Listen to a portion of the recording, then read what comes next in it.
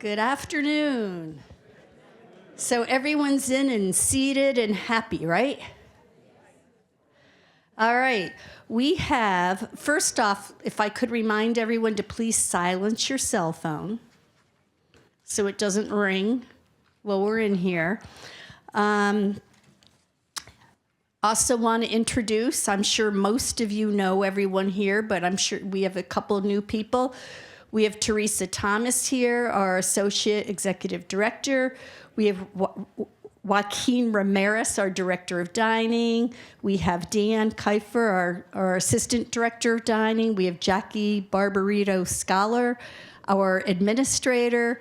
Charity Ampong, our Director of Clinical Services. And Bruce Stewart, your Chaplain. Yeah. And I'm Barbara D'Agostino, by the way. I'm the Executive Director. I guess I should introduce myself. We have a full agenda. I'm going to just cover the agenda quickly before I get into the mission moments. I want to introduce RV Santos. I'll introduce him shortly. He is our new Associate Director of Sales. Ed is going to talk to you about Can Do with IT. Judy will introduce him. I saw Mary Kate and Katie here from our foundation to talk about the foundation internship program. And Bruce will talk about some chapel updates. Joaquin and Dan have a presentation for you on some dining accomplishments. And then we cut it as short as we could. We cut some things off the agenda so we'd have time for some Q&A at the end regarding the letter that went out for the clinic. So we definitely want to leave some time at the end for that. All right? So can I give the first mission? Oh, Jen's not over there. The first mission moment. And then I'll open it up, but I have a first mission moment.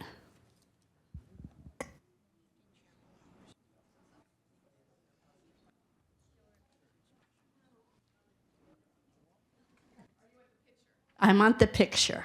Yeah. There you go. Have all of you seen this? A lot of advertising around this. This is our residents and residents from Bailey's Crossroads.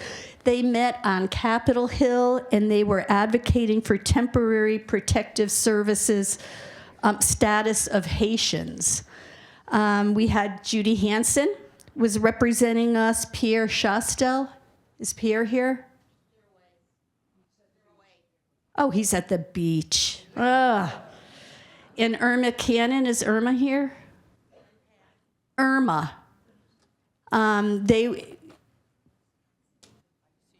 Who else is raising their hand? Judy? Judy Bryan? Meredith Wade? I should just look here, that would help me. Meredith Wade. We have Shirley Bloomquist, Ann Henu, McCrary's. And Pat Cannon was there as well. Yep, Pat. Oh, there he is with a hat on. I really want to thank all of you for representing Goodwin Living #1 and #2, how important it is to us and to you for the protected status of Haitians and anyone else that may come along the line later. Because as you know, we are so dependent on all these people to help us in healthcare, which is growing and growing. And the younger population serving older adults is decreasing and decreasing. So we really do need help from other countries. So thank you very much for participating. That's my huge mission moment. Thank you. And anyone else have a mission moment? For those of us that were lucky enough to sign up quickly for the dinner last night that Life Enrichment had up on the rooftop, first of all, we said we were blown away. First of all, we were blown away because of the decorations, the beautiful place settings, the arrangement. So we were in U-shape so we could watch the hibachi masters do their magic And then we were really blown away when the winds and the rain came. We kept getting slapped with our tablecloths. And of course, what did we hang on to? Our wine glasses. And finally, we just had to say, okay, we're going to have to leave. And we went down to the Fillmore. So my mission moment is not only the dining staff, but I think anybody that was here at 6:15 or whatever time it was, including Trish Povlitz from HR, Teresa, Barbara, came down to the Fillmore along with the dining staff, whom I'm sure thought they were about ready to leave the Fillmore because pub night had pretty much stopped. And we inundated them, and they just turned right around, got the tables set up, and of course we were supposedly limited to 2 glasses of wine, but we said, I still need some more wine over here, and they got the wine, and the hibachi grill masters got set up in the Fillmore patio. I mean, it was a marvelous effort on Goodwin House team members, and we were just blown away.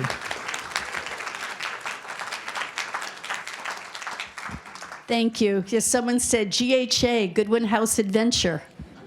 Yeah. Any other mission moments?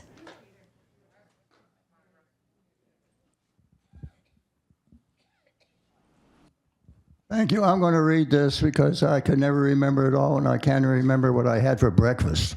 I would like to recognize our superb gardener, Joshua Topher. Say no.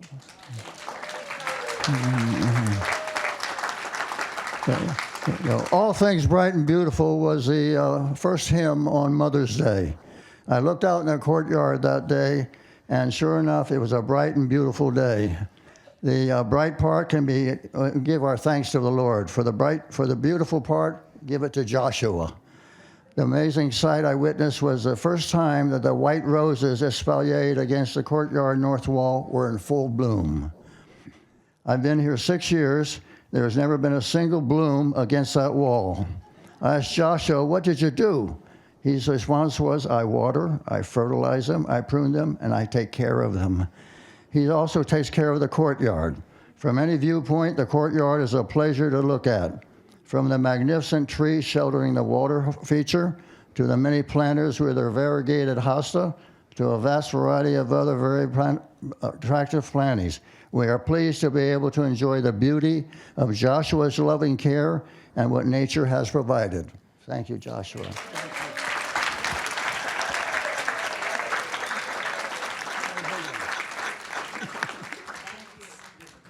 And I will add, not a quarter goes by where someone hasn't entered a Sika nomination for Joshua. Yeah, he's great. Any others?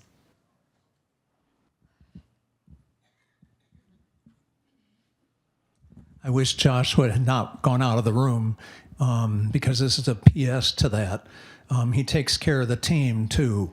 We park at the college garage and walk here, and the Cozier folks have torn down a whole lot of territory to help create a drainage ditch that would work. Come on in, Joshua.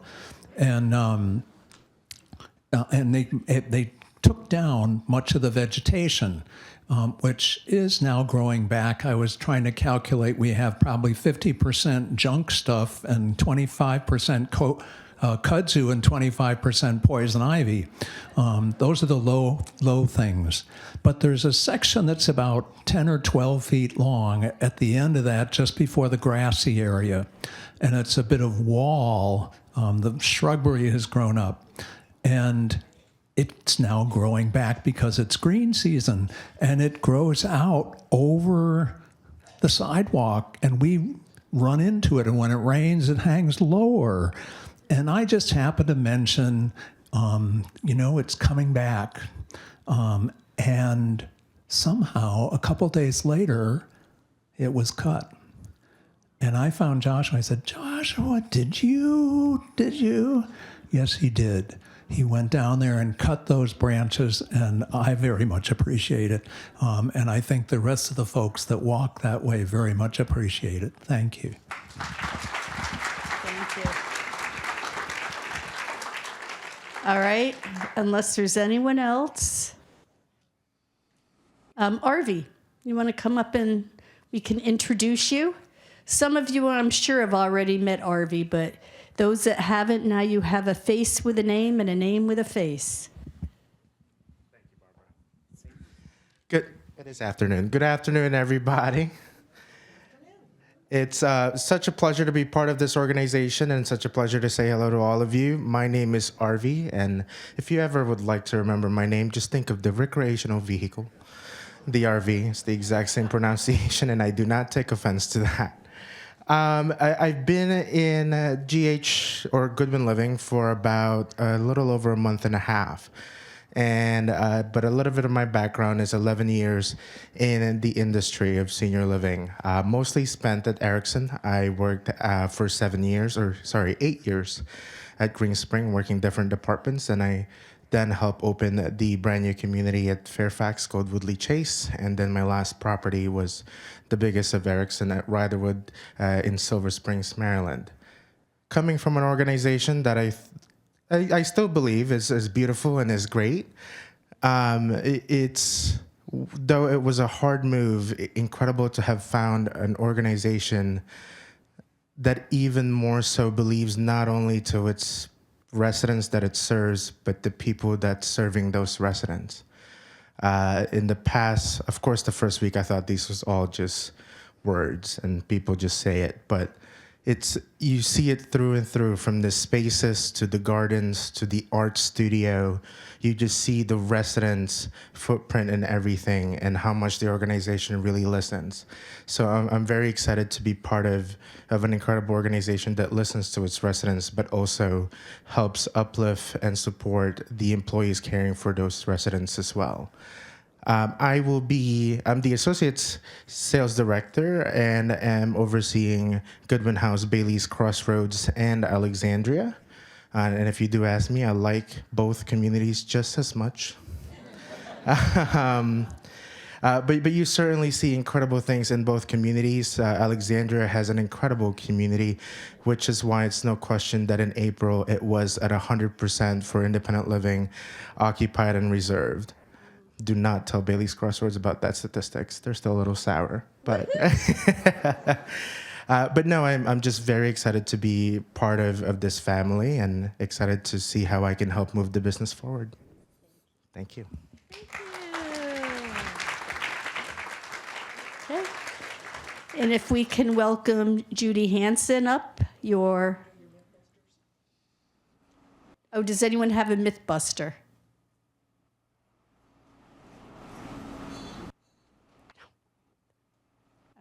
Through. Judy's your resident council chair. Good afternoon. One of the standing committees of the resident council is the technology committee. It is a small but mighty committee, and I know that they would love new members if you're at all interested. But given the important work they do for our community, I thought it was time to give them not only a little bit of recognition, but also update you on the success of the technology pop-ups, which I know many of you have been able to take advantage of, but also of the Can Do program, which is funded by the foundation. So Ed Matthew has agreed to be a volunteer for this update and presentation from the Tech Committee for you today.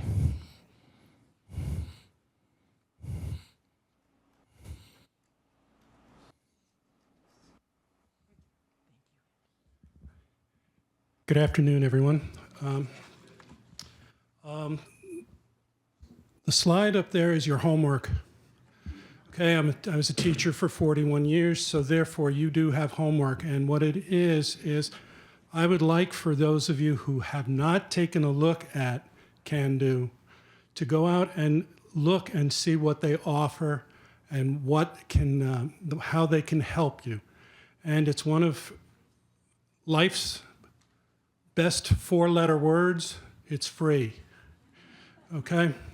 So after that, what I'm going to describe is Can Do can give you phone assistance, first note there, support where you can send an email, or you can go to candu.com/Goodwin.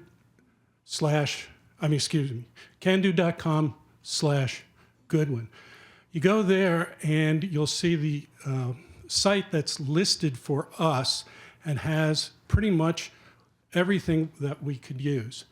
They have remote help, okay, learned shared screen assistance. So if you need help with something, they can do it by phone or they can do it by sharing your screen. Live classes have happened here in our auditorium. They have been recorded so that you can go back and see those things over and over. They then also have a library of written guides with screenshots and step-by-step directions. Some of the topics that are included in there are Android phone and tablet basics, Apple phone and iPad basics, and a Windows 11 guide, and much, much more. Oh, I've a Microsoft Suite guide, Google guide, GPT guide, and more. Now, registration numbers for GHA and GHBC are about 104 residents. Okay, so we're a little low on registrations. Those registrations are free. They're able for you to do this. Take a look. If you like it, great. If you don't, you don't, okay? The satisfaction rating that Can-Do reports back to us that of people that have used it, it's about 100% satisfied. They say they received good advice and good help, and they were very, very pleased with the response, okay? Pop-up information, okay? Wednesdays, the chess table from 4 to 5. Saturdays, the chess table from 9:30 to 10:30, and sign-up sheets are in the activities binder. Okay, the volunteers here are Patty Clark, Holly Deutsch, who's an external volunteer who comes here on Saturdays. Okay, Julie Lineberry, Lori Manning, myself, Kathy Menda. Okay, we need help. We need some more people. Okay, if one of us is not available, pop-up doesn't happen that day. So think about it a little bit, okay? We train, okay? We also use Google and chat and AI in order to help us figure out what we don't know, because we don't know everything. In 2025, we had 391 attendees at our pop-ups for the year. That's the Wednesday and Saturday sessions. And this is very rough data, so don't take these numbers to be gospel here. We successfully helped about 330 of those attendees. So we have about an 80%, 84% success rate. For 2026, we've already had 205 attendees, 170 have been successfully assisted, and that's about 86%. Now, those are rough numbers. They could be higher, they could be a little bit lower, but we're trying to keep better information about who we help and if we've helped them successfully. The other thing that we're trying to work on too is a St. Stephen St. Agnes student service project, which will restart in the fall, we hope, if the students can get recruited by their students. They come, it'll happen back in the fall in 2026. We have one Tuesday a month where they meet us in the Fillmore Lounge from 11 to 12, and we're hoping that we have more than 1 or 2 students to help. And Kathy Ramos, Stefan Barahona, and myself have been part of that. Stefan comes every week with the students, and I'm there to help them as well. Pretty much, that's all I was going to say about Can-Do, and I have business cards for you. Okay, so at the end, if we run out of those, Ms. Manning knows where more are, and we hope that you will take some time to look at Can-Do and think about it, because there are going to be times when the pop-up won't be happening for a week or 2 weeks or 3 weeks, and you can get instant assistance from 9 to 5 most days during the week, okay? So there we go. Thank you.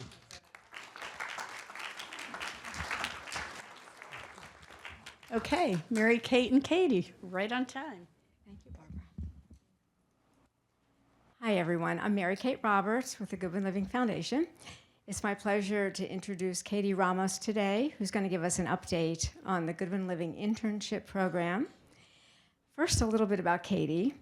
She joined Goodwin Living in 2018 after a background in education and now serves as Team Member Engagement and Outreach Manager.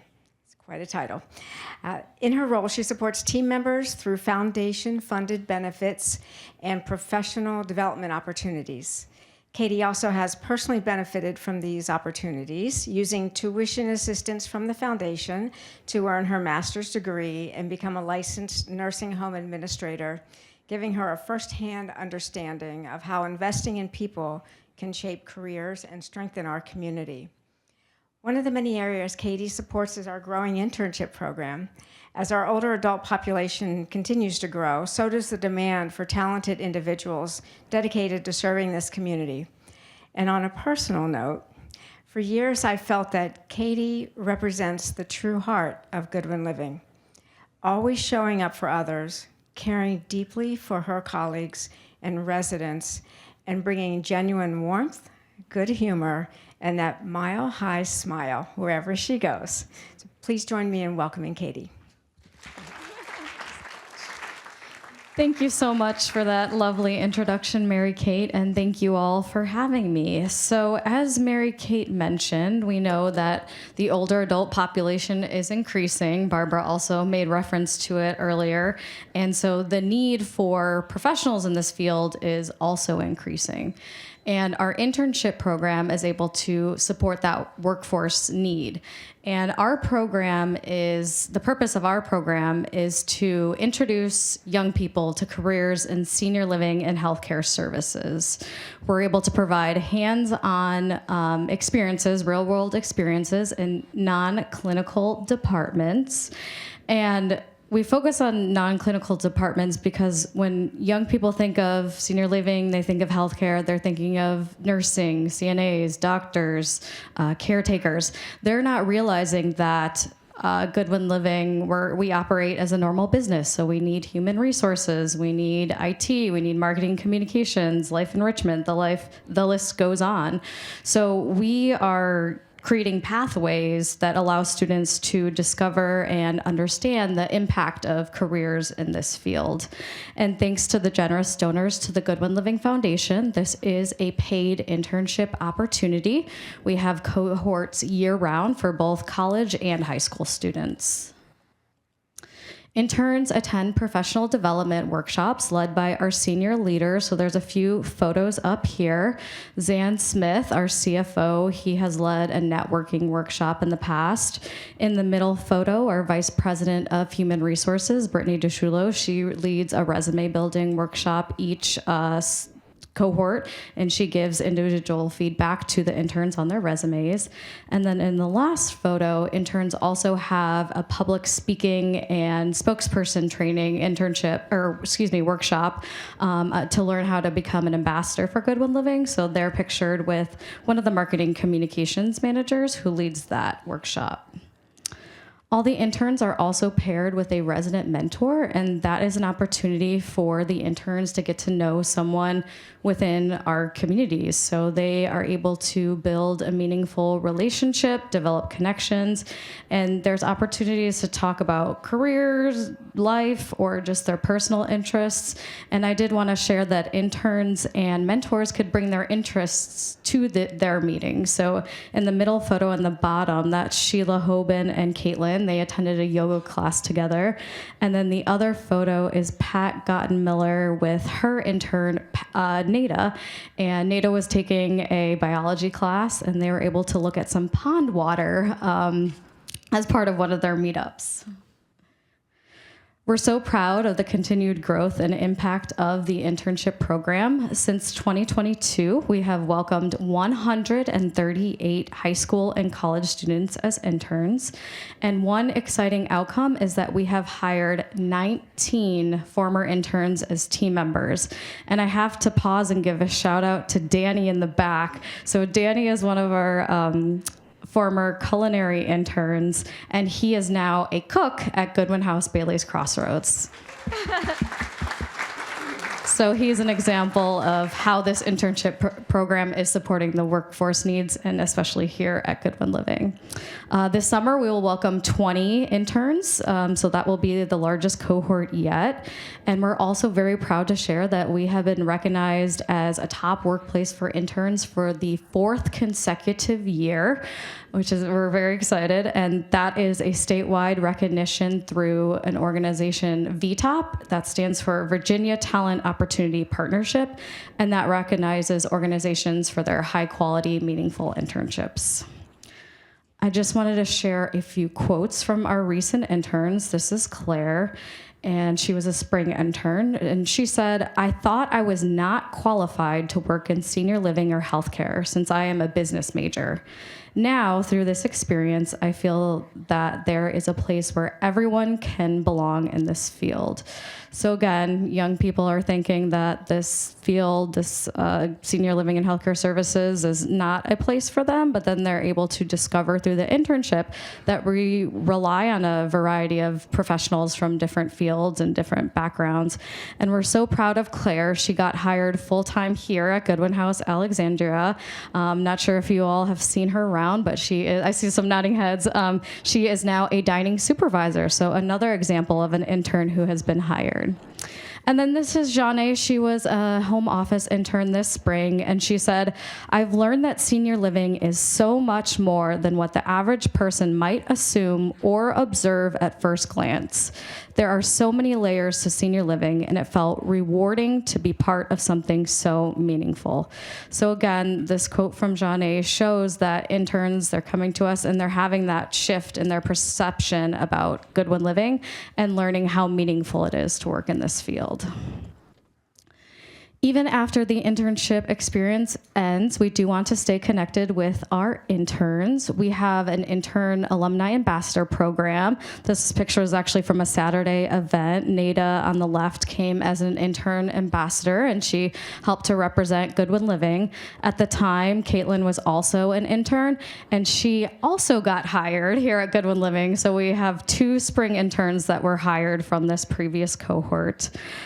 We also invite our interns to stay involved as volunteers, and we want to maintain that connection and meaningful relationship with interns even after they have to leave us. We always say see you later, though. We don't say goodbye.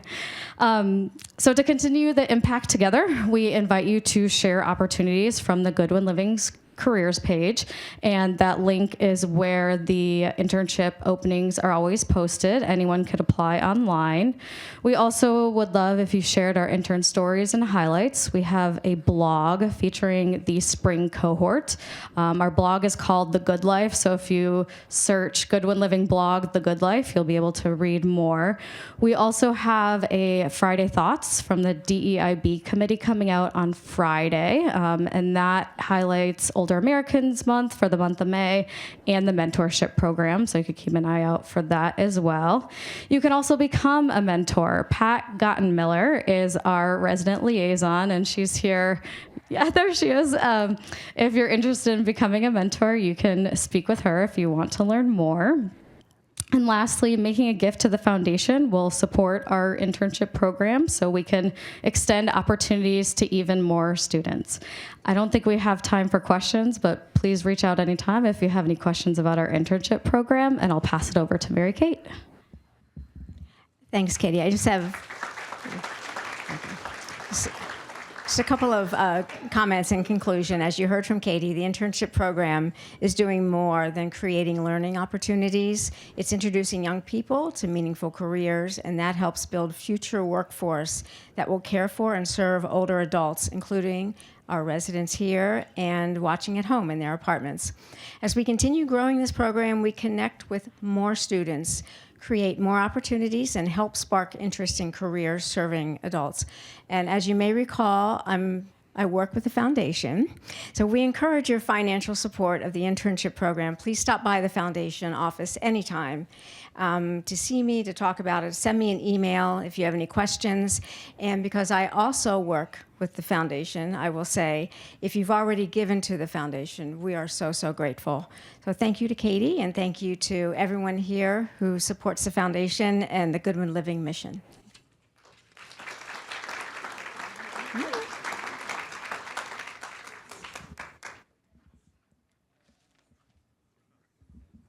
And I can testify that chaplaincy has had 3 interns, and one got hired. Domi is working with Goodwin Living. An invitation went out a few years ago saying, any department interested in having an intern? And I wrote back, well, does chaplaincy get included there? And we had 2 students on their winter break from college come. And then we had Domi come for a whole semester while she was at Northern Virginia Community College. And it's a great way to bring people in and help them to experience what they're interested might be a part of this community. One of our college interns on their winter break was contemplating seminary and wanted to explore chaplaincy. And so this was a very important experience for him. I don't have a lot of events to tell you about in terms of the chapel. However, we're getting our new cohort of CPE students in clinical pastoral education. And continuing will be Jamie Polton, who has been our CPE intern with hospice. And he's here for a whole year, so that's 3 semesters of CPE. It's a 1-year position. And so he comes to visit with some of our residents who are enrolled in hospice. Turns out Chaplain Alex from Goodwin House Bailey's Crossroads has signed up for a unit of CPE in the advanced level. So he'll be in the program. We have 2 students coming here. One is Marie Esther. The whole group this year in the first level are students at Virginia Theological Seminary here in Alexandria. And Marie Esther is one, and Toma Lipartiani is another. I don't have too many details about Marie Esther. However, a detail that Toma has given us is that he is originally from Tbilisi, Georgia, and he founded the Episcopal Church of St. Nino. And I tried to figure out, was that in Tbilisi or in Georgia, or was that the one in New York City? And I think it's the one in New York City because it said it was founded in 2005. But we'll find out when he gets here.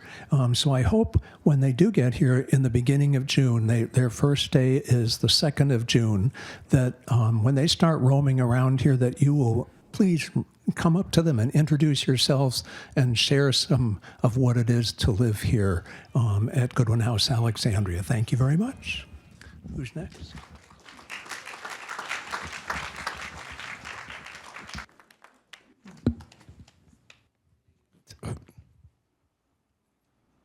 Come on, Mr. Dan.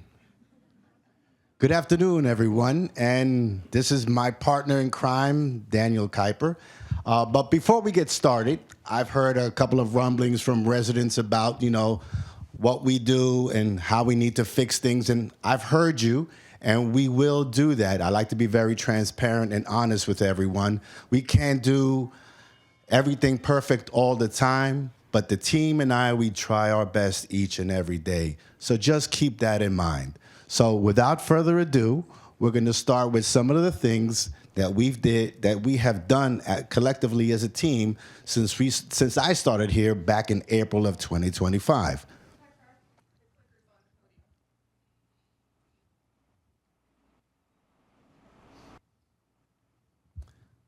This was one of the first things when I was interviewed by about 10 people. I kept notes of all the questions that they had asked me.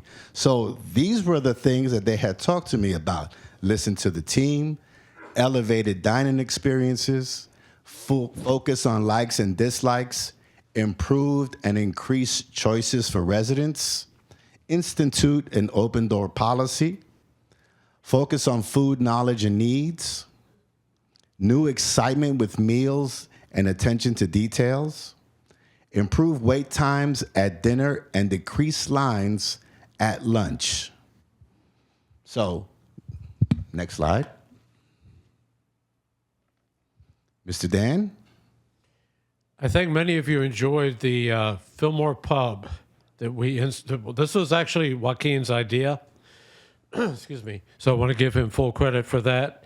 But if you haven't been to the Fillmore Pub runs from Monday through Thursday evening. It's kind of a casual environment. There are no reservations required. You come in, you sit down, and you're served. We run a fairly basic menu in there that's very easy to prepare and that we can serve you quickly. We have music on, not live music, recorded music, and we have TV screens with appealing nature scenes, etc. So we found that residents who were really looking for a pub, bar style ambiance have found it there. So this is something we will continue to do. We run it for 8 weeks. We have a unique menu every 8 weeks. We take a 4-week break, and then we come back with some new items. And we hope that those who haven't tried the pub will come out and try the pub. Next, we've had wine and dine dinners. We've had 2 of them so far. We've got another one coming on tomorrow. Tomorrow's our lobster thermidor dinner with 4 different wines that will pair with each course. And I will be your master of ceremony during that wonderful evening. So hopefully everyone can enjoy. We will be doing, weather permitting,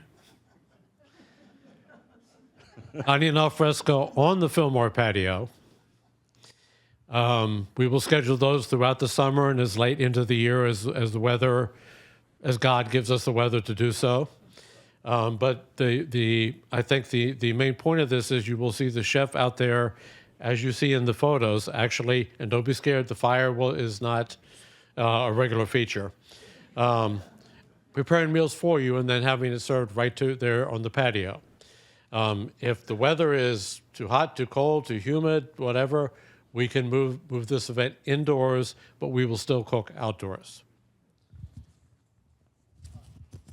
So since my starting here, we've started to do action stations in the Richmond and Dominion living areas. The residents love something different. They see us, we entertain them, they're enthralled by the food, the smells. Some of the residents are blowing kisses while I'm cooking. I'm waving at them. So it's fun for us as well, too, as much as it's impactful for them. So we like to do this because they're part of our community. So why not bring them full circle and say, hey, let's do this. So we do this every other month. We got another one coming up here shortly. Okay, pop-up events in the bistro. We do this for several reasons. One, it's the opportunity for us to do a little of the food preparation right in front of you. And it's generally a menu item such as a taco bar, grain bowl, a stir fry that you can come up and you can tell us, I'd like that, that, and that, and we will make that for you to your specifications. The other thing we like about this, as you see in the photo, you get to see some of the staff that you don't normally see. That's actually Mackle, our cook, in the photo. Generally, she's in the kitchen. She's working hard. You're enjoying a lot of her meals, but you don't get to meet her. So this serves 2 functions, or 3 really. Something kind of a surprise, something different, something where we can do it exactly to your specifications, and an opportunity to build up a little bit of a relationship with our chefs from the back of the house.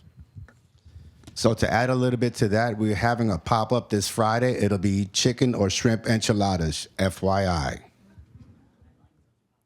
Okay, we also, like I said, I love to encompass everyone here in the community. We also do events for the residents in the small house. It's a lot of work, but it's a labor of love. At the end of the day, we pair with Jackie and her team. We decorate the entire room. They come down with their loved ones, and it's a huge success. You should see the smile on their faces. And that smile makes us work a little bit harder because it impacts all of the residents. Third entrees on assisted living, Richmond and Dominion. One of the things we heard when we first got here is that, you know, the menu in those venues is somewhat limited by the fact that we can't cook up there. We don't have the equipment. We don't have the hoods. So we cook in the main kitchen and we send items up. But what we have done is we've added a third choice for dinner every day. And what we do is we look at what we have on hand and decide what can we make that we can send up that will be different. It's a surprise because it's not listed on the weekly menu, but it's on the tables, as you can see in the sign. It's generally something that's been popular with the residents, and we've had many, many compliments about the addition to the menu options as they are slightly limited. We are also, thanks to Dan, he spearheaded this evolution. We're donating product to Food Rescue. So again, we try to take into consideration any food that's left over. There's a criteria that we have to follow, of course. But any food that's left over, we have to refrigerate it. They come pick it up on Monday, and we're giving back to the community as well, too. Dan can speak a little bit about this, about what community we give back to. Well, first of all, we've averaged about 70 pounds of food a week. And these are batch cooked items where we prepared it, it wasn't ordered, it comes back to the kitchen, and then it would ordinarily go into the compost. Thank you. I always get stuck on that word. Would go into the compost. Instead, what we do is we refrigerate it, label and date it. We follow all the food safety principles. And then on Monday, a volunteer comes and picks up, and it goes to the Culmore Teen Center, which is maybe 2 miles west on Route 7 from here, if you're familiar with the area. And that is a drop-in location after school for high school students in the area.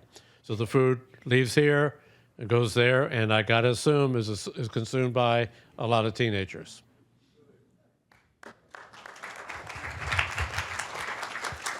That's you. Breakfast sandwiches and bistro. We took a picture of this because I have a Marine friend of mine who's in the small house, and I've made it my thing every Tuesday because he doesn't come to the bistro anymore. I go take it to him, and it brings him so much joy. So it's one of the sandwiches that we do, but we also do the croissant and we do the English muffin. So we're going to change those sandwiches because they're good, but we'll change it to something else. Dan? And this is not news at this point because we've had these items quite a while, but we did bring in, we removed the Ely coffee and replaced it with the coffee machines we currently have. I know initially some residents struggled, and so did we, with getting the right kind of coffee out of the machine the right way and the right amount. But overall, we have heard overall good comments about the new coffee that we're using. So we did this to be financially responsible and also to deliver what we feel is a better product to the residents. And of course, everyone's favorite, we've got a new frozen yogurt machine that has vanilla and chocolate. That old one, it would work for 2 days, be down for 3 weeks. The residents would be miserable. And believe me, we don't like the miserable residents. So we invested, and we got a new yogurt machine for all of the residents. And I see some staff members over there as well getting yogurt as well, too. But it's for everyone. Excuse me. Lastly, live music. We feel like on special occasions in particular that live music adds to the ambience of dinner or whichever meal that we're serving. So a couple of people that we have booked, you see their joyous voices. I hope if you were here on Christmas this year last year or the year before, you had the opportunity to hear them. They come, as you can see, dressed in Charles Dickens era costumes, but they also are professional singers. They sing in harmony. Their repertoire is every Christmas song you can imagine, not only in English, a few other languages.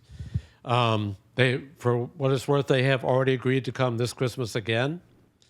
As a side note, I've been booking them since 2005, when I was at the Jefferson by Sunrise, and then I moved to Asbury Methodist Village in Gaithersburg, and now here, and I have brought them with me everywhere.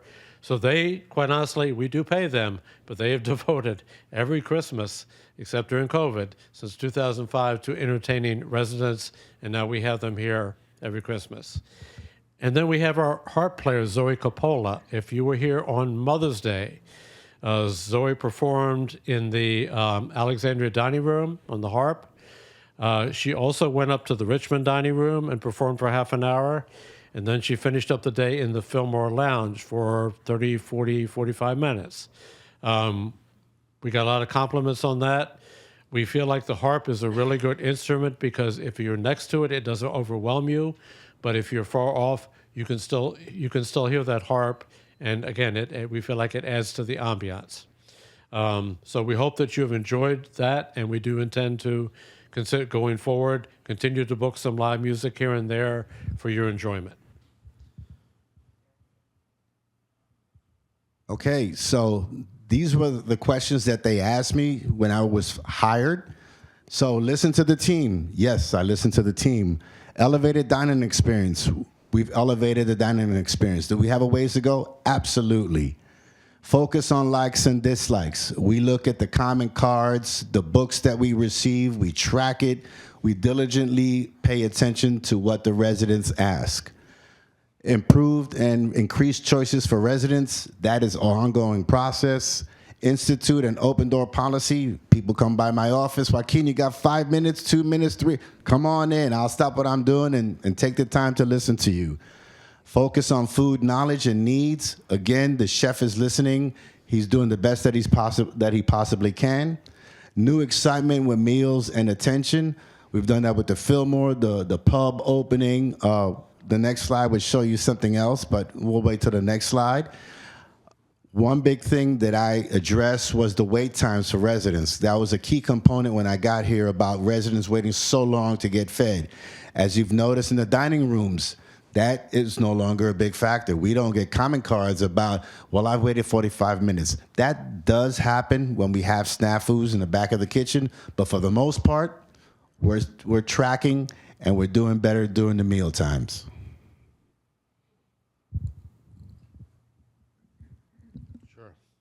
I mentioned that the pub runs for 8 weeks, and then it goes on hiatus, I guess, for 4 weeks. In the next 4 week, during the next 4-week hiatus, we are going to experiment with instead of a pub, we're going to experiment with a fine dining venue. So we will have a upscale menu. We will have the white linen, nicely dressed servers. We will have shrimp cocktails, jumbo shrimp, 6. And then again, there will be a price associated with that. But we would like to give the residents the opportunity to experience the opposite of the pub, a more fine dining experience, which we have heard, particularly recently, that there are those who would really like that experience here at Goodwin House Alexandria. So that is the intent of the fine dining program. So we'll run that a menu for 2 weeks, then we'll change it for the other 2 weeks. So we'll coincide that for 4 weeks, like we've closed a Fillmore before, but then we'll do fine dining, and then we'll go back to Fillmore all over again. Lobster dinners, we're gonna have a lobster dinner for all independent living, and that's gonna be on May 30th. So keep that in mind. And also, we're adding next week petite filet mignon as part of the chef special. So again, a lot of these comments that the residents have wanted, we hear you, and it takes a little time to institute all of these new programs because we have to look at our current menu, make sure that we're good to go. And thank you very much for your time and attention, and we look forward to taking care of you.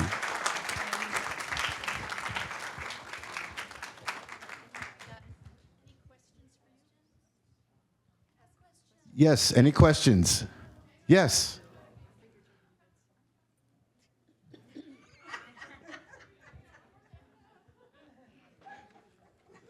I know, I was ready to... Okay, there you go. Thank you. This has been great. I have a question about the pricing of the special meals that you prepare for us, as in the dining in the Fillmore with the lobster thermidor coming up. I understand it comes out of our dining dollars. Am I right? Correct. Could you correct. please make that clear to everyone? Because I've Certainly. almost come to fisticuffs in the elevator Don't where do that. one resident would say, "It's not so," So please, I'd like to be able to walk clear through the hallways. Well, that's kind of a myth buster, so thank you. Yes. And yes, these special dinners are eligible for use of your dining dollars. Only a catered event, which is a different animal, is out of pocket. Like the hibachi dinner was extra. We would pay extra for that. That was dining dollars? No, that was not dining dollars. That was Yeah. an event supported by Life Enrichment. Right. Yeah, okay. So if you could just make that clear, because I do budget. Thank you. Certainly. Thank you, everyone.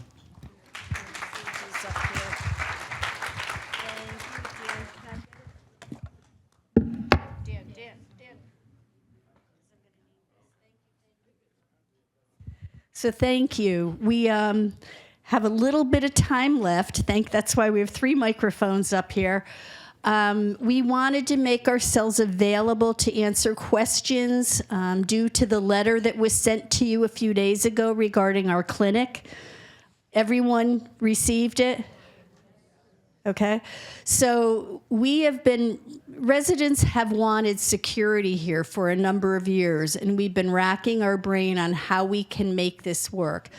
And for those of you that went to the semi-annual meeting with Rob, he did say that we do our best trying to get economies of scale whenever we can, such as our transportation services. So we have been working on this for at least 2 years. Yeah, at least 2 years on how we can make this work. So our plan is to hire an emergency medical responder, so that individual can respond to all kinds of medical emergencies, so that you still will always have 24/7 emergency services. So you all received the letter regarding the schedule when we hire this person that we are going to implement in the clinic. So I did receive some emails from some residents that I have responded to, or Jackie has, but we did want to open this up to see if anyone had any misunderstanding or any type of questions, anything we can answer for you.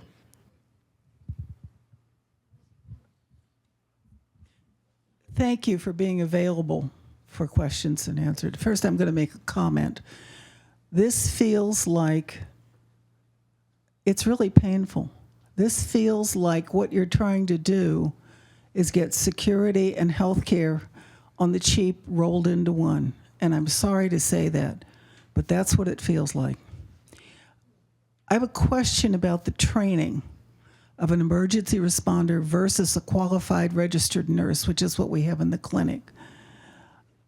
And the other question I have, and you can tell me about that, but the other question that I have is about how do you handle a situation where the person who is supposed to be our security has a security activity going on and receives a call or a buzz or something like that from someone who's a resident who needs medical help? And the other question is, will our buzzers go to that person?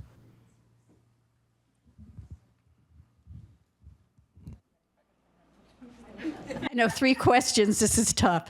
So Charity's going to answer the first. I'll answer the second. Jackie the third. But you may have to repeat your question, Laura. She's asked about the training of an RN versus an emergency medical responder. Correct? Yes, the training is not the same, but the emergency medical responders are trained on first aid assistant. So they are able to assist in the first aid if a resident needs any first aid and help make transfer to send to the hospital and that stuff. So they are not nurses. Yes, I understand that, but they are trained in assisted in first aid services. So, And CPR certified. yes. And there is a certification for it. Now, what was the second question?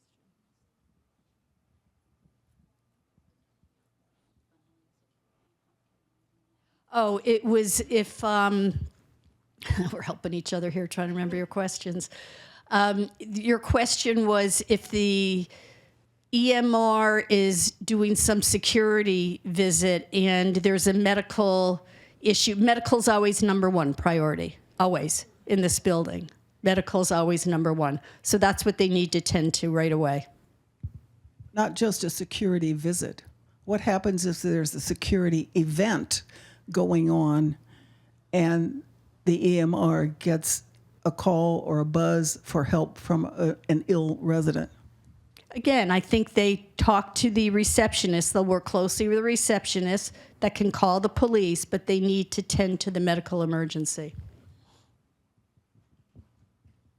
I would like to add to that, Laura. If there was a mass security event, which is what I feel like you're referring to, no? Oh, okay. I thought you meant like a serious mass emergency event or security. Okay. Your third question was about how the EMR would receive the call light or pendant calls. They would have the same issue mobile phone that the clinic nurse currently has. So that's how the clinic nurse receives your pendant calls. It goes right to that mobile phone. Reception desk also receives it on their server. And Jackie, I'll add to that we have not had trained security professional on site, but also leadership is trained for security responses as well. So as we've already been responding to security events, we'll continue to do that, but now we'll have a certified specialist too.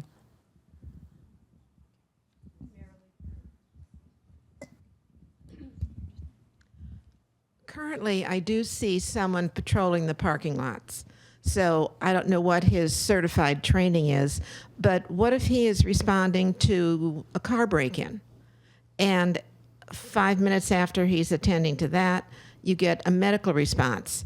Does he abandon whoever he is trying to stop from breaking into the car to go and tend to someone who has fallen and is bleeding? And I'm familiar with EMTs, CNAs, and so forth. I don't know the acronym or what the EMR stands for. EMR is Emergency Medical Responder. And the certification for that? Correct. No, what is the certificate? That is a certification, like an EMT certified as an EMT, EMR certified as an EMR. But how much training do they have? Which is more highly qualified? An EMT is higher than an EMR. EMRs are trained to provide assistance in medical emergencies. They can respond to medical emergencies, stabilize, help a resident that might be bleeding or that has fallen. And they work with a resident until, similar to what our clinic team does, if the ambulance is called, until 911 arrives. And then back to my original part of the question, you've got somebody breaking into a car out in guest parking, resident parking, wherever. Do they leave the person who's breaking into a car to have to? They call 911, and our medical emergencies are always priority. And I mean always, if you want to talk about it, with the clinic, we have one RN, and we could have 3 emergencies. You know, that can always happen. But we do, medical emergencies are number one priority, and that will be very clear with this individual.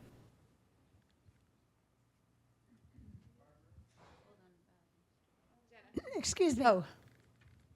Thank you for this, considering this very important issue. Do you have outside security after 11 o'clock, 7 days a week? No.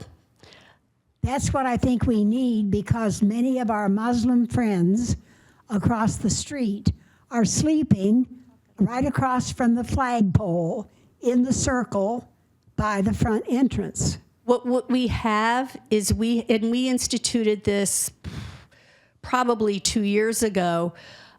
Joe Green, he works in environmental services. We changed his schedule because what we had before was basically our healthcare team, the nursing supervisor, which was not the most appropriate person to respond to any kind of non-medical emergency. So we changed the hours for Joe Green. He used to work evenings, and for approximately 2 years, he's been working 11 p to 7 a.m. So he not only does environmental services work, such as cleaning carpets and all at night in hallways, but part of his job is to make rounds throughout the building to make sure all the doors are locked, and he walks through our parking lot. And this is security. For medical, nothing is going to change. For medical emergencies, right now at 11 p.m. to 7 a.m., our assisted living nurse responds, and that's going to continue. And there are very, very few emergencies at nighttime. Yeah. You think that people should be sleeping in the circle, the front circle by the flagpole at night? You know about that? Teresa can speak to that. Hi, Ms. Mittauer. So one of the things that Ms. Mittauer has brought to our attention is that there may be, there are, according to Ms. Mittauer, some people that sleep across the street. There's a ritual that's performed over there. We have gone through our cameras. We have not been able to focus in on any individual or person. So it is something that we're investigating. And we're trying to get a full understanding of what's gone on with that. However, it has not been a security breach for us. And it doesn't happen nightly. I think there are certain times that we've seen it for a pattern, but we've been in touch with the area police. We've let them know that there's a possibility of this going on.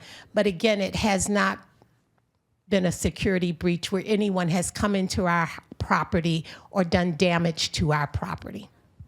Well, they're on our property now by the flagpole. That's our property. That is our property, and that's where we're trying to get more information so that we can reach out to whoever is doing that. I don't think they've harmed. I stay up very late, and I also am often awake at 2 and 3 and 4 in the morning. And while the ritual that the Muslims perform have permission to do it on church property for the Resurrection Church, as long as they do not cause any damage, and I don't believe they are causing any damage, because this ritual is going on every night for 4 years, and I've seen it. And no one wants to come to my apartment because I have a really good vantage point at 2 o'clock in the morning. So if any of you want to come to my apartment at 2 in the morning to witness what I am seeing, I would love to have you. No cookies and cocoa, but I mean, you can come. I would volunteer to do that. I'll give you my work phone number. Thank you. I would like to figure out who it is. There's a question over Marilee. This may be sort of an HR question, and it might comfort people about this, but when I looked up the training requirements to be an EMR in Virginia, because it is a Virginia state certification requirement, the only 2 requirements are, well, 3 requirements are that you have to be 16 years old, have completed a 40-hour training course, and have a certificate in CPR. But we can, of course, set requirements within that bounds that go above that. But can we talk about, as you advertise this person, for instance, are you going to be advertising it at a rate of pay that would bring in somebody who has more experience than that? Because just to be an EMR as a certification is a pretty low bar to do that. I think that we have put as a requirement minimum qualification. I haven't looked at it today, but I think that we do require, we're requiring at least 18, and that they do have prior experience, and preferably with older adult living communities as well. And are we setting the pay at a level to bring in somebody who would have some level of experience, as opposed, because I understand EMRs generally only make $20 an hour. Yeah, I mean, the pay would be higher than that, and I did the market analysis looking at not only our ADP benchmark data, but also local positions, and then making sure that we're paying for the DC metropolitan area market as well. Yep. I have a question. What is the difference in the medical qualifications of each of them? The nurse can maybe look at somebody and determine whether or not they need to go to the hospital or something. Would this person be able to make that kind of a judgment? I'm trying to find out the difference in the qualifications of each. Yes, they should be able to, but the decision normally rests on the resident. Most of the time that you make a decision whether you want to go to the emergency room or not. So they will help you make that decision. I'm back. And again, I'm very sorry to say this, but this plan sounds like, no. In this plan, I believe that you are shortchanging both our health and our security.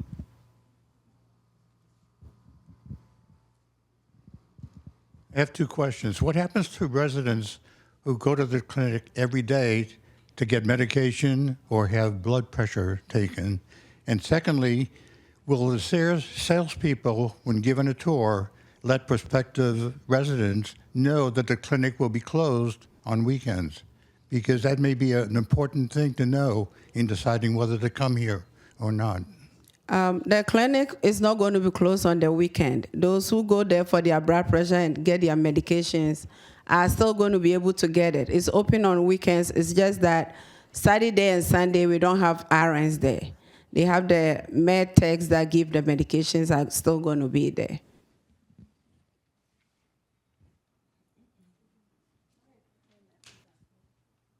Are you still going to have Joe being a security person as well as this new person?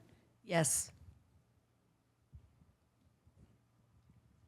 Thinking back to the first several questions asked, I'm wondering if it might be helpful if there were a handout that had like a decision tree or org chart for levels of responsibility. So, because otherwise it could seem like there's one person who's making a lot of decisions rather than the team that backs that person up. Does that Maybe we can talk after about that. Okay.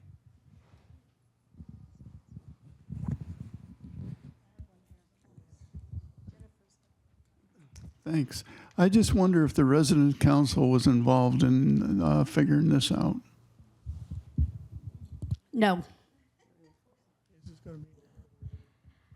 I'm just wondering whether some certain kind of a situation that would happen, someone coming back here soon after a discharge from the hospital or having some kind of emergency event that would happen after that, could that emergency technician easily confer with a nurse who is over in the small house, who is also here at night, so there might be more communication and consideration? Of course. We have at least 4 nurses here at any given time during the night. I'm talking about night shift. So yes, they can always reach out to them if they have any questions or they need to bounce ideas and make a decision. I have a question. What is the malpractice covering in this?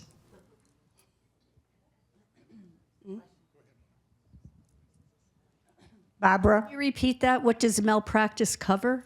Yes. How is the malpractice affected with this change?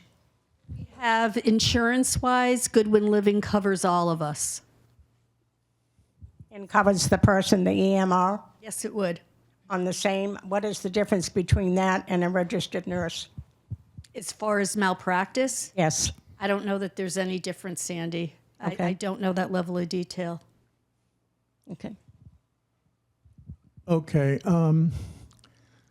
It seems to me this is one of these general conditions that is trusted by the situation, covered by the situation, that when everything is working well, we're staffed well enough in everything that goes on. When there's a difficult situation, we're understaffed. In particular, in healthcare, dining services, maybe a couple other places. Looks like we're maybe understaffed in security, I'm not sure. But basically what we're trying to do, I think, is make for another position, because we're only authorized a certain number of positions, and that number of positions is too low. We need to be authorized, probably from up above you, Barbara, by somebody that says, okay, if you need another security person, if you really need it, we're going to give you another security person. If you really need more people in healthcare, we're going to give you somebody extra in healthcare. If you need somebody in dining services, or maintenance, we're going to give you somebody in those areas, and therefore we'll have enough slack time to handle situations that are not perfect, or when we have somebody out sick, or when God knows what else is going on. What you're doing right now is and oh, by the way, I think they take that money that they haven't given us to employ people, and they're using that to expand. I think that's a terrible waste of the funds that we pay, and it's a terrible waste of the situations when we might be called to need something. And I happen to know personally from Laura and me that sometimes late in the evening, there's a problem. You need somebody from the clinic to come up and talk to you, a nurse to come up and talk to you and check you out and make sure what kind of condition you're in, and can you stay here? Or must you go to the hospital? That has to be done, and you're basically ignoring that in terms of how you're responding this. And I know it's not just your fault, but it is the fault of Goodwin Living.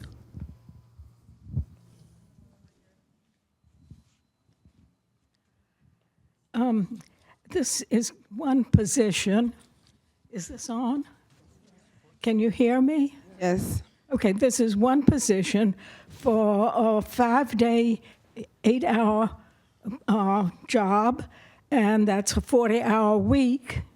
And then on Saturday, that's a 16-hour demand of overtime, and also on Sunday, 16 more overtime hours. And I just wonder if this person will need medical care. Yeah, Mrs. Cowles, this would be more than one person. It's probably be 2 different people doing that, because we would never expect anyone to work 7 days a week, or they would need medical care. And and so there won't be any position demanding 32 hours of overtime pay, but so what will be the remuneration for this position be? 2 positions now. We do our best to prevent overtime, so we have not even hired this position yet, let alone a schedule, but we did put in the letter that was sent to all of you how we're going to staff it. So it may be where someone works during the week and one weekend, and the following week the other person works that weekend. We will figure that out. That's kind of how we do it right now with our nursing team to make it fair. And it depends. Someone might want to work every weekend, so. But we are going to do it without overtime. That's the plan, to have 2 people. And what salary are you offering? What's it advertised?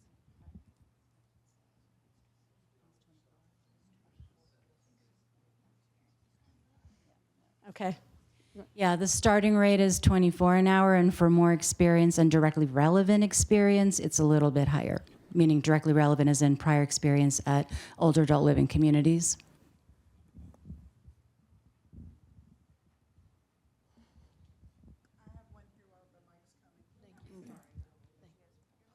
I wanted to follow up on what the lady over here said earlier about you've come home from the hospital, you've had surgery, you've never had surgery before, and you're not quite sure if maybe that swelling in whatever body part is affected is normal, whether somebody who's more experienced than an 18-year-old, not to demean an 18-year-old, but you want someone who knows more about it to take a look and evaluate what your condition is.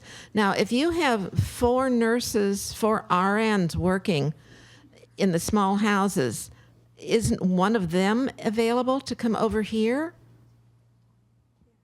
That's how they do it now. We have one of them that responds to the independent emergencies at night. I was from an assisted living. So they do that right now, and we're not going to change that. Okay, well, that's reassuring because I thought the only source of help was going to be your EMR with their 40 hours of training. And they look at something that they'd never seen before and just call 911.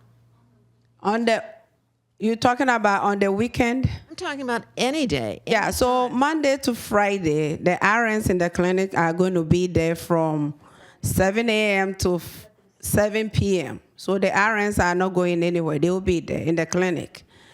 At night, the assisted living nurse from 11 p. to 7 a. is still going to respond to emergencies in the independent living like we are doing right now. Okay, so if you have a problem at 2 o'clock in the morning, the nurse will come. Yes, ma'am. Okay. I feel better hearing that. If this proposal goes forward, would there be consideration to hiring an EMT who has a higher level of qualification rather than an EMR?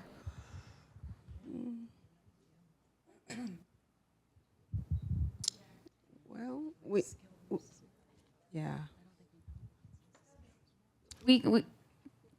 Yes, we could consider it, but my understanding is an EMT is used in transport. Yeah. They're like transport in an ambulance. So I don't know if that would be the most appropriate, if we would be the most appropriate place for an EMT. I think overall they would be doing the same thing from what our needs are here. Any other questions?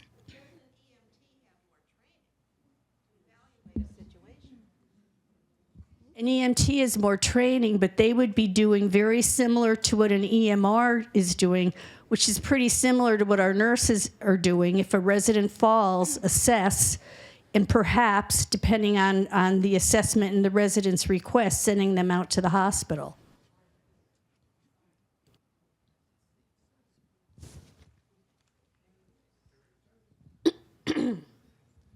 Just want to clarify about the EMR and the EMT. EMTs are trained to be in an ambulance that would transport people from their residence or wherever the situation happens into the hospital. So their profession is trained to take care of somebody in the ambulance on transportation to the hospital. Yes, I do. I kind of understand what we're losing in terms of nursing. What are we gaining in terms of security? What is this person going to do that's making us more secure? This person will be making rounds throughout our building. This person will be making rounds in our parking lot, especially around change of shifts. They'll be responding to any type of emergency that might happen here, security-wise. They will be assisting the receptionist as needed when there's downtime. But we'll have someone patrolling the community, and it's a presence. They'll also be involved in any kind of incident reports, assessment analysis for improvement or prevention going forward.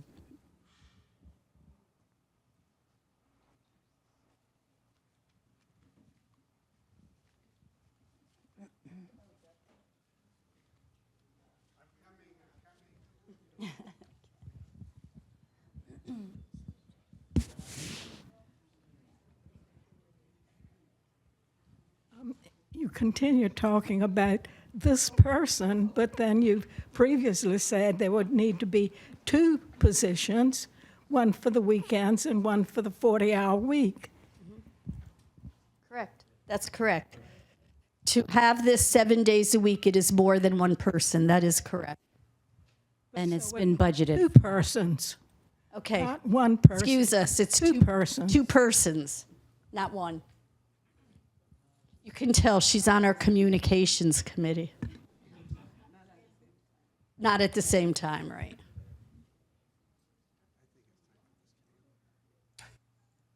Any other questions? Okay, we got one in the back. And do know we're here every day, almost, not 7 days a week, but you know we're always available to answer questions if you think of something later.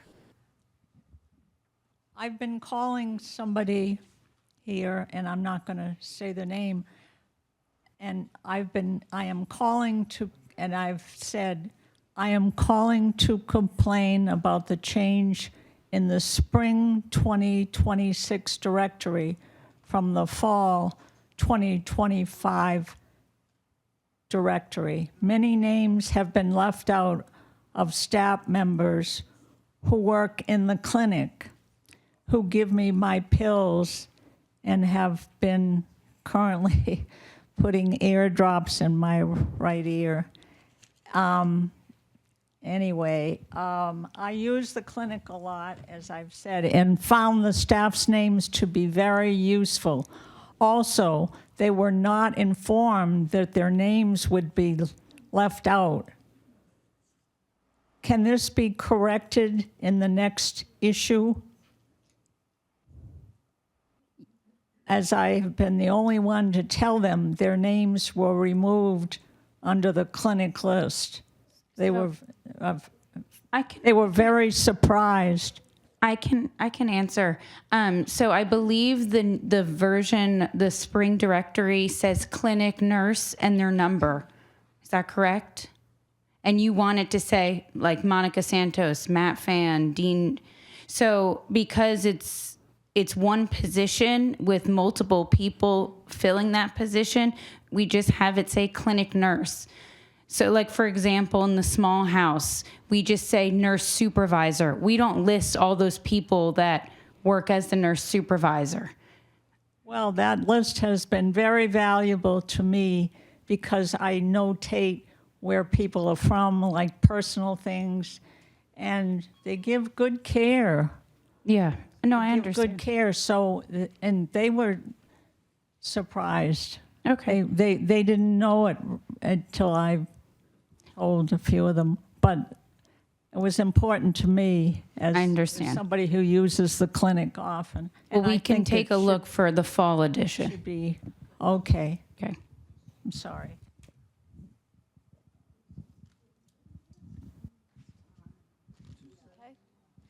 All right, well, thank you very much, and do know we are available. We can stay back here for a little bit if you like also. Thank you.